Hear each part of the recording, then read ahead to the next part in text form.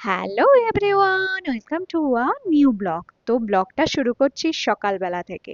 তো সকাল সকাল রেয়ান ব্রেকফাস্ট কমপ্লিট করেই চলে এসেছে নিচের পার্কে খেলতে। রেয়ান সকালবেলা বাড়িতে কিন্তু মোটে থাকতে চায় না। আসলে এটা ওর অভ্যেসে পরিণত হয়ে গেছে।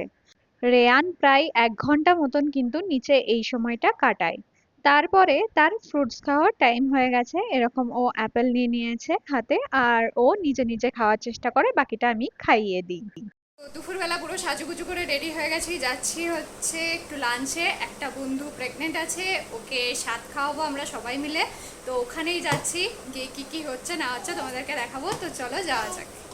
তো এরকম দুপুরবেলা রেডি টেডি হয়ে চলে আসলাম একটা বাফেট রেস্টুরেন্টে, আর এসে এসেই রেয়ানের লাঞ্চের টাইম হয়ে গেছিল।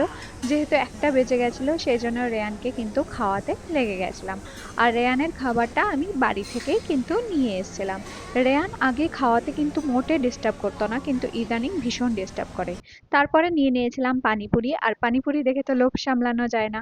তারপরে দেওয়া শুরু করে দিয়েছিল স্টার্টার। যেহেতু 1টা থেকে আমাদের বুক ছিল টেবিলটা, সেই জন্য কিন্তু 1টা থেকেই কিন্তু স্টার্টার টাটার দেওয়া শুরু করে দিয়েছিল।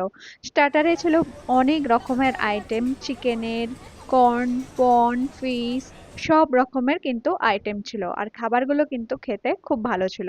আসলে আমরা এসেছিলাম একটা বান্ধবীর সাথ দিতে, তো ওরা আসতে একটু লেট করেছে, যেহেতু বাড়ি দূরে। আমরা সেই জন্য খাওয়া দাওয়া শুরু করে দিয়েছিলাম। স্টার্টার খাওয়ার পরে কিছুটা গল্প করেছি, তারপরে মেন কোর্সে চলে গেছিলাম। আসলে বাফেটে কিন্তু স্টার্টার খেয়েই মজা, মেন কোর্সে কিন্তু অতও ভালো লাগে না, আর টেস্টটাও কিন্তু অত ভালো হয় না। স্টার্টার খেয়েই কিন্তু পেট ভরে যায়। আর আসল মজাটা হচ্ছে ডেজার্টে।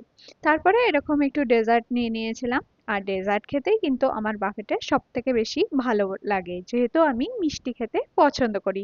আর প্লেট ভর্তি করে মিষ্টি নিয়েছিলাম, সেই ফটোটা আর তোলা হয়নি, মানে ভিডিওটা। আর এরকম তারপরে আইসক্রিম নিয়ে নিয়েছিলাম। আমার আইসক্রিমের মধ্যে ব্লুবেরি আর চকলেট ফ্লেভারটা সব থেকে ফেভারিট, তোমাদের কোনটা সেটা জানিও। তারপরে রেয়ান কিন্তু এরকম কিছুক্ষণ দুষ্টুমি করেছে, এখানে আরো বাচ্চা কাচ্চা এসেছিল, সেই জন্য ওদের সাথে বেশ খেলা করেছে। কিন্তু আজকে রেয়ানের শরীরটা মনে হয় কোথাও একটু খারাপ আছে, তার জন্য একটু মুডটাও অফ আছে। তারপরে যে কোনো সেলিব্রেশন তো কেক কাটিং হয়, তো এরকম ওরা একটা কেক দিয়ে দিয়েছিল, তারপরে শুরু হলো কেক কাটিং।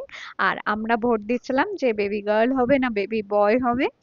অনেকে বলছে বেবি বয়, অনেকে বলছে বেবি গার্ল। আসলে হওয়ার পরেই বোঝা যায়, আগে থেকে কিন্তু কিছুই বোঝা যায় না। তো বাচ্চা কাচ্চাও কিন্তু পুরো মজা করেছে, আর আমরাও কিন্তু খুব মজা করেছি। যেহেতু অনেকদিন পর পর আজকাল দেখা হয়, সেই জন্য কিন্তু প্রচুর গল্প জমে যায়, সেই জন্য গল্পও আর কিন্তু শেষ হয় না। আমরা প্রায় একটা মানে 1টার আগে 12:30টার দিকে এসেছিলাম, আর বাড়ি ফিরতে ফিরতে কিন্তু প্রায় 5টা। তাহলে বুঝতেই পারছো আমরা কতটা গল্প করতে ব্যস্ত থাকি। এখানে তো খাওয়া দাওয়া হয়েছে, তার থেকে বেশি হয়েছে গল্প। আর এরকম আসার সময়ে রেয়ান ঘুমিয়ে পড়েছিল, যেহেতু দুপুরে ঘুমায়নি। তারপরে ঘুম থেকে উঠে এরকম কিছুক্ষণ খেলা করছিল।